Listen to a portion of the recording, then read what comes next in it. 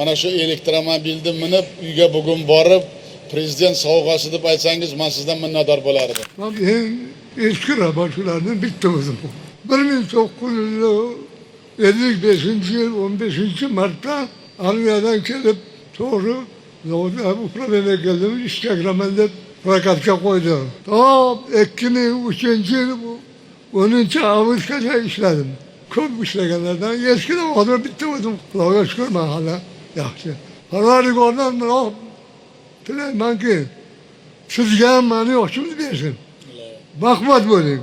O'zbekistonda dunyoga taratdingiz. Hali bu kam. Siz hali ko'p ishlaysiz.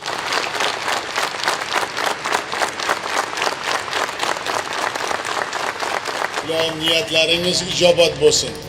Mana shu qilgan mehnatingiz, farzandlaringiz bilan mana shu kombinatga qilgan shunday salohiyatli xizmatlaringiz uchun minnatdorman. Siz mana shu yoshlarimizga namuna 2003-yil 10-avgustda ham esingizda bor. Qachongacha mehnat qilganingiz. Niyatlaringiz uchun ming rahmat. Ilohim sizni yoshlaringizni berganda biz ham sizga o'xshab zabardast bo'lib aytganingizdek baquvvat bo'lib yurish nasib qilsin bizga ham. Sog' omon bo'ling. Mana shu oliyjanob mehnatingizni inobatga olib, O'zbekistonda elektromobillar ishlab chiqarishni joyiga qo'yganmiz.